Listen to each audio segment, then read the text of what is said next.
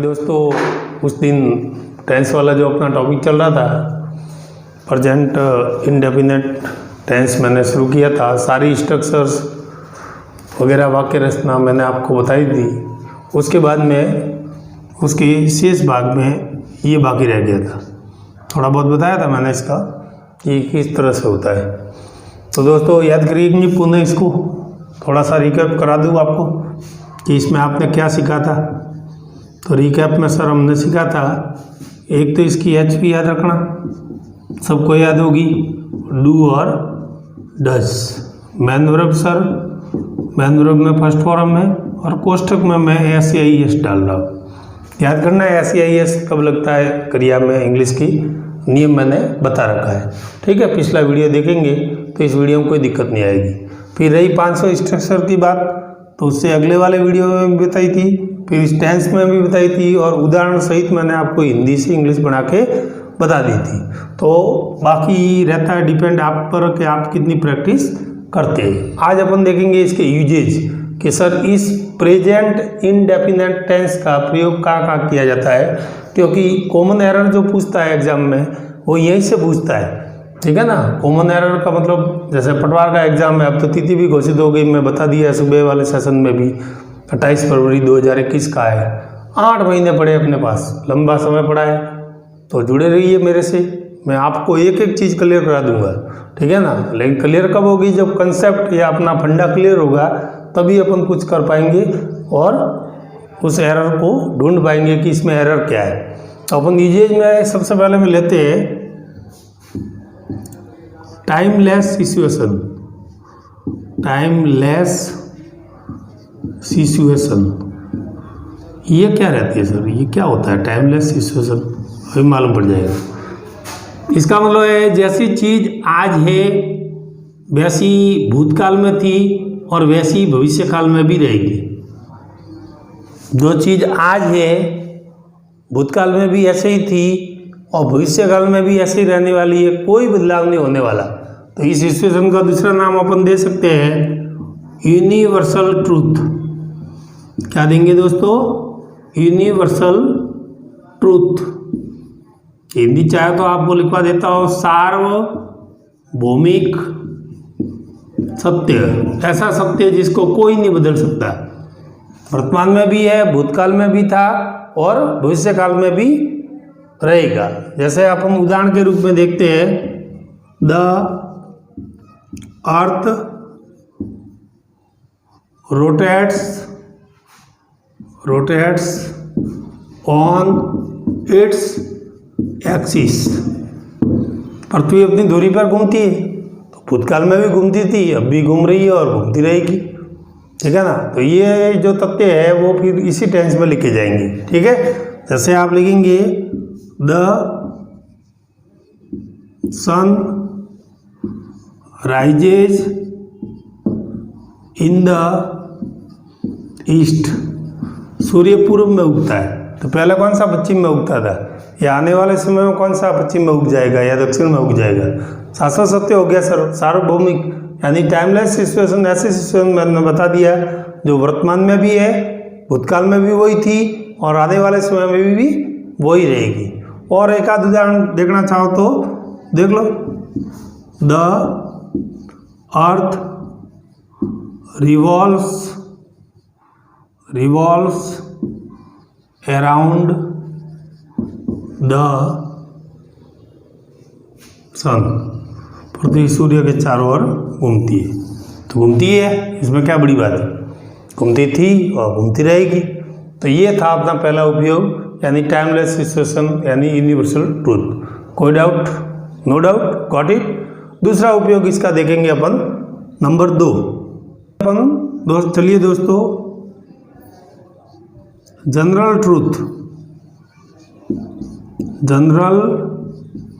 Truth सामान्य सत्य। जैसे द लेमन, नींबू जो होता है, टेस्टस साउर। अब जो नींबू है वो तो खट्टा ही है, उसका स्वाद खट्टा ही होता है।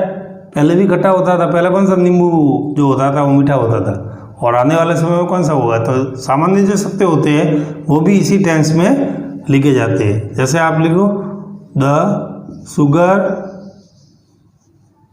इज स्वीट, जो शक्कर होती है वो मीठी होती है। ठीक है, इज भी इसी टेंस का वाक्य है। ठीक है, प्रेजेंट में लिखा जाता है। तो कहने का मतलब सामान्य सत्य बताने के लिए भी आपको इसी टेंस का प्रयोग करना है। नंबर 3 पे अपन दोस्तों लेंगे। तो नंबर 3 पे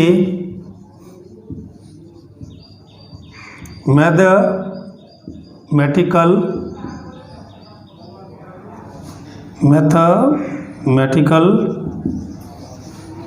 कैलकुलेशंस। क्या है सर, क्या लिखा है? गणितीय समक्रियाएं, गणितीय समक्रियाएं। और ये कई बार वाक्य पूछा भी हुआ है। जैसे सर क्या है, 2 और 2 4 होते हैं, तो 2 and 2 यहाँ पर अपवाद है। ये सर मैक भी लगा सकते हो और मैक्स भी लगा सकते हो, दोनों सही है। 2 and 2 मैक्स 4, ठीक है ना। और जैसे और ले लो 2 and 3, ठीक है, भले ई लगा दो तो भी सही है, आर लगा तो भी सही है। 2 and 3 इज आर, क्या होते हैं दोनों मिलके 5, 2 और 3 कितने होते हैं 5। तो मैथमेटिक कैलकुलेशन भी इसी टेंस में शो की जाती है। तो दोस्तों पहला देखा अपन ने टाइमलेस सिचुएशन, दूसरी देखा जनरल ट्रूथ, तीसरा देखा मैथमेटिक कैलकुलेशन। अगले क्रम में अपन चौथा देखते हैं। चौथे क्रम में साइंटिफिक फैक्ट, ये क्या होते हैं सर?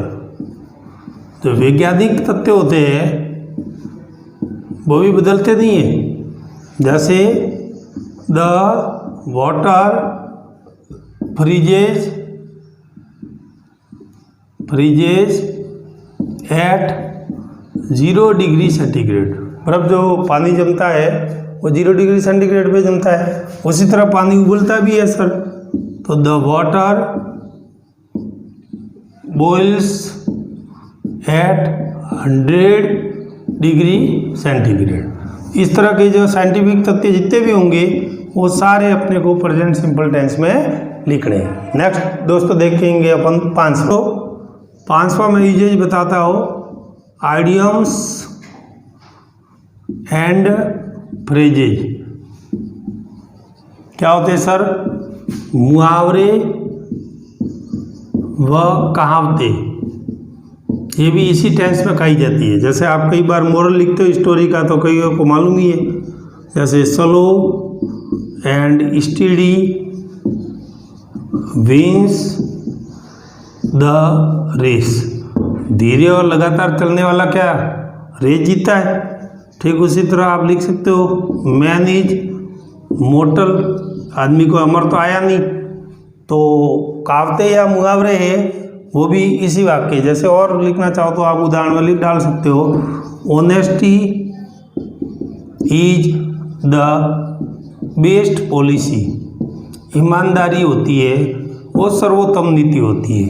तो ये उसका दोस्तों हो गया 5वां उपयोग, जिसमें अपन ने देखा मुहावरे और कहावतें भी इसी टेंस में लिखी जाती है। नेक्स्ट क्रम में देखेंगे अपन छठा। तो छठे में अपन देखेंगे हैबिचुअल एक्शंस। ये क्या होते हैं सर? आदतन कार्य। प्रत्येक व्यक्ति की आदतें अलग अलग होती है, उसके अनुसार वो कार्य करता है। ठीक है, जैसे मैं लिखूँ तो I always go for a walk. और कईयों को वॉकिंग पसंद नहीं है तो नहीं जाते। कई डेली फुटबॉल खेलते हैं। ठीक है, तो जैसे मान लो वो प्रतिदिन फुटबॉल खेलते हैं तो ही always play football in the evening. ये इसकी आदत है, रोज शाम को फुटबॉल खेलता है, नहीं खेला तो नींद नहीं आवे। कुछ ऐसे काम होते हैं हैबिचुअल जो व्यक्ति को करने ही पड़ते हैं, अपने आदतों में ढल जाते हैं, इसलिए वो करता रहता है। नेक्स्ट देखेंगे दोस्तों अपन 7वां उपयोग। दोस्तों 7वें में अपन देखेंगे रूटीन वर्क। ठीक है ना, जो अपने डेली रूटीन के वाक्य आते हैं, ठीक है ना। डेली रूटीन, इसमें भी दो प्रकार आप कर सकते हो सर। एक तो रेगुलर रूटीन होता है, ठीक है ना, जो रोज का काम होता है, रेगुलर रूटीन में उसके शामिल होता है। और कुछ क्रिया ऐसे होती है जो इरेगुलर होती है, इरेगुलर रूटीन। कंसेप्ट मैं आपका क्लियर करा दूंगा दोस्तों, टेंशन लेने की जरूरत नहीं। रेगुलर का भी एक उदाहरण देखेंगे, जैसे she always get up early in the morning, कोई दिक्कत नहीं, वो प्रतिदिन सुबह जल्दी उठती है, तो ये हो जाएगा रेगुलर रूटीन, ये तो हो जाएगा रेगुलर। और जैसे जापान में भूकंप आते रहते हैं तो रोज थोड़ी आते हैं, इरेगुलर है। तो अर्थक्वेक कहते हैं भूकंप को, ध्यान रखना, चाहे तो नोट भी कर लेना। अर्थक्वेक कम्स इन जापान, तो जापान में रोज थोड़ी भूकंप आते हैं, इरेगुलर रूटीन है। आ जाते हैं उस दिन 2 बार आ जाते हैं, नहीं आते तो 7 दिन नहीं आते। तो अर्थक्वेक कम्स इन जापान, यानी जापान में भूकंप आते रहते हैं, तो इरेगुलर रूटीन है। रूटीन वर्क तो है लेकिन कैसा है, इरेगुलर। तो रूटीन वर्क में दोस्तों 2 भाग करिए, रेगुलर और इरेगुलर। गॉट इट, समझ में आया। नेक्स्ट देखेंगे दोस्तों अपन 8वां। चलिए दोस्तों 8वें में जियोग्राफिकल फैक्ट, ये क्या होते हैं सर, भौगोलिक तथ्य। ये भी इसी टेंस में बताए जाते हैं सर। जैसे आप लिख सकते हो, India is a west country. ये वेस्ट दूसरा है, वो बर्बाद वाला वेस्ट नहीं है। वेस्ट का अर्थ होता है बड़ा, इंडिया एक बड़ा देश है, तो भौगोलिक स्थिति क्लियर होगी। दूसरा आप डाल सकते हो, जैसे India shares a large border with Pakistan, Pakistan के साथ अपनी लंबी सीमा लगती है।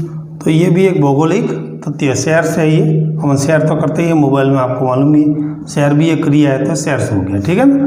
क्लियर दोस्तों। नम्मा अपन लेते हैं, नम्मा लेते हैं अपन टाइम क्लोज।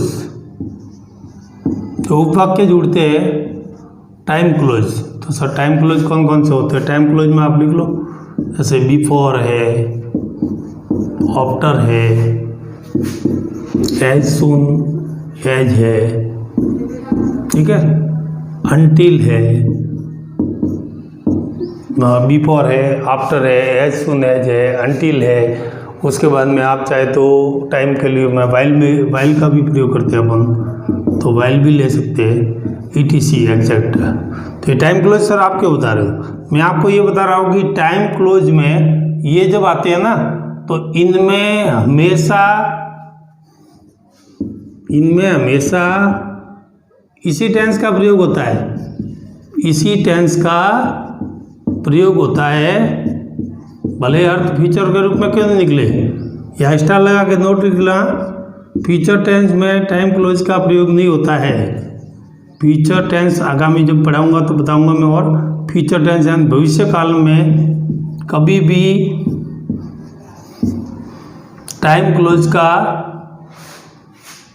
प्रयोग नहीं होता है, कभी भी टाइम क्लोज का प्रयोग नहीं होता है।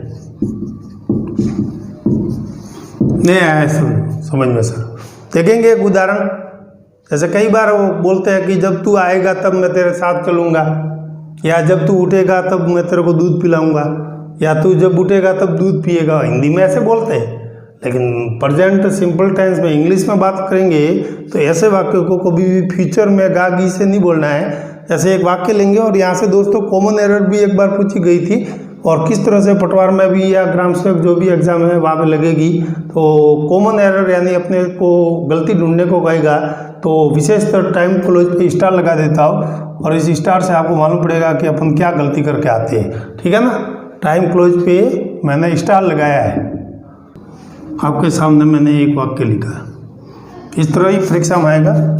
जैसे ये ए भाग है, ये बी भाग है, सी भाग है और डी भाग है। आपको इसमें एरर ढूंढना है और ऊपर स्पष्ट लिखा हुआ है कि फ्यूचर टेंस में तो कभी टाइम क्लोज का प्रयोग होता ही नहीं है, ठीक है ना। तो अब आप सामने स्पष्ट है आपकी स्थिति ए बी सी डी। अब देख लो कहाँ कहाँ गलती की है इसने।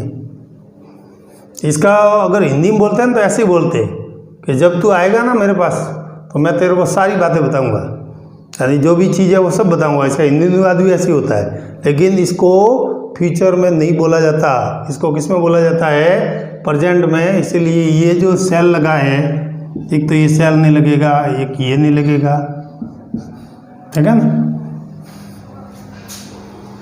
जैसे व्हेन, सॉरी यहाँ पर यू कर दो, व्हेन यू, या विल कर दो, when you will come to me, जब तुम मेरे पास होंगे तब मैं तुम्हें सारी बातें बताऊंगा। तो ये विल नहीं लगेगा और यहाँ पर ये सेल नहीं, दोनों गलती है। ये किसको कैसे लिखेंगे सर? इसको ऐसे लिखना है normally, when you come to me I tell you everything. आया दोस्तों समझ में? यानी कि जब तुम मेरे पास आओगे तब मैं सारी बातें तुम्हें बता दूंगा। यानी कि आपको ये विल और सेल का जो प्रयोग है ये नहीं करना है। यानी फ्यूचर टेंस में टाइम क्लोज का प्रयोग नहीं होता है। प्रेजेंट, जो प्रेजेंट अपना सिंपल है उसमें इसका प्रयोग होता है। तो ये दोस्तों था अपना 9वां उपयोग। अगला लेते हैं अपन 10वां लेंगे अपन कंडीशनल सेंटेंस। कंडीशनल सेंटेंस क्या होते हैं? शर्तनुमा वाक्य होते हैं सर, कंडीशनल सेंटेंसेस, ठीक है ना। तो मान लो जैसे भाई तू मेरे पास रेगुलर आएगा तो तू पास हो जाएगा, तू रेगुलर आएगा तो मेरे पास हो जाएगा। तो अपन बोलते हैं तब तो हिंदी में ऐसे बोलते हैं, लेकिन कंडीशनल सेंटेंस में टाइप फर्स्ट में मैं आपको बता दूँ, टाइप फर्स्ट में फ्यूचर का प्रयोग नहीं करना आपको, फ्यूचर का प्रयोग नहीं। दूसरे क्लोज में तो चलेगा, पहले क्लोज में फ्यूचर का प्रयोग नहीं होगा। जैसे इफ यू, मान लो मैं एक वाक्य लिखता हूँ, if you will come regularly you will pass the exam. अब यह क्या गलती है sir?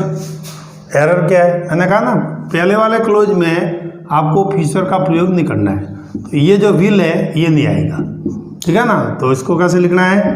If you come regularly, अगर आप रोज आते हो, you will pass the exam, जो भी है आप लिख देना, ठीक है ना। नंबर 11वां देखे दोस्तों। चलिए दोस्तों अपन 11वां देखते हैं। तो 11वां देखते हैं अपन। 2 शब्द है, मैं आपको स्पष्ट बता देता हूँ, हियर और there. LKG UKG first class second class में अपने सुनने होंगे। से शुरू होने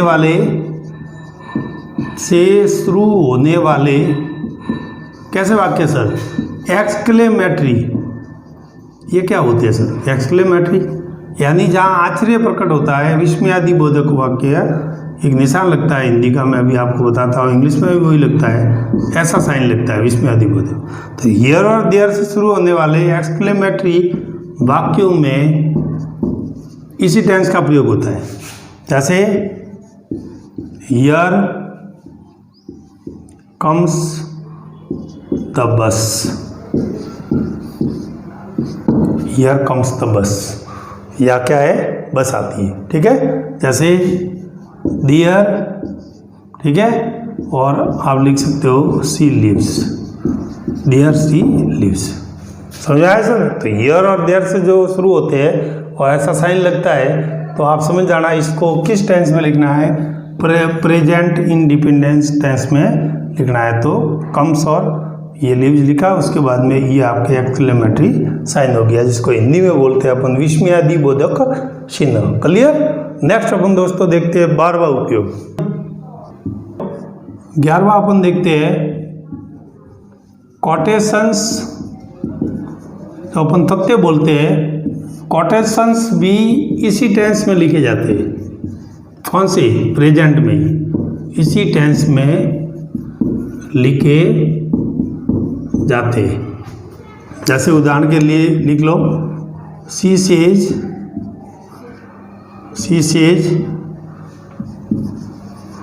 the beauty is joy for everyone. अब ये ऐसा कोटेशन है कि आप जानते हो कि सुंदरता होती है वो तो सबको आनंद देती है, तो beauty is joy for everyone.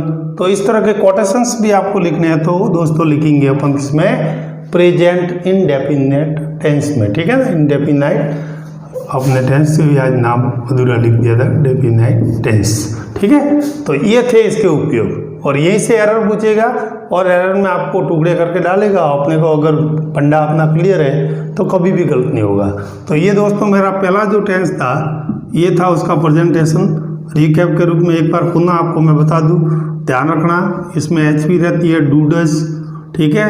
Man verb मैंने अभी बताई थी थोड़ी देर पहले, V1 कोष्टक में एस या ई एस लगाने का मैंने नियम बता दिया। 500 स्ट्रक्चर थी तो सिंपल स्ट्रक्चर में एचवी नहीं आती, इसलिए V1 और कोष्टक में मैंने डाला था एस या ई एस, उसके बाद अदर वर्ड या ऑब्जेक्ट। फिर एचवी आ गई सर तो अब एस या ई एस नहीं आएगा। डू डज आ गया तो उसके बाद में एचवी नहीं आएगी तो नॉट लगेगा, उसके बाद में एम भी आएगी, ठीक है। फिर दोस्तों एम बी को एच वी को आगे लेंगे तो क्या लगेगा? इंट्रोगेटिव। फिर एच वी आगे रहेगी और यहाँ आ जाएगा नॉट, तो इंट्रोगेटिव नोगेटिव। और डब्ल्यू एस का मैंने बताया था, डब्ल्यू एस वर्ड सबसे पहले रहेगा, फिर एच वी डू डज रहेगी, फिर सब्जेक्ट रहेगा, फिर मैन वर्ब रहेगा, फिर अदर वर्ड्स रहेंगे या नहीं भी रहेंगे तो यहाँ सूचनात्मक प्रश्न होते हैं, इसलिए क्वेश्चन मार्क आपको लगाना है। तो कैसा लगा दोस्तों ये मेरा प्रेजेंट टेंस का प्रेजेंटेशन? ये मेरा पहला टेंस का प्रेजेंटेशन ही मान लो, इसको डेमो ही मान लो, कुछ भी मान लो। जुड़े रहिए मेरे से।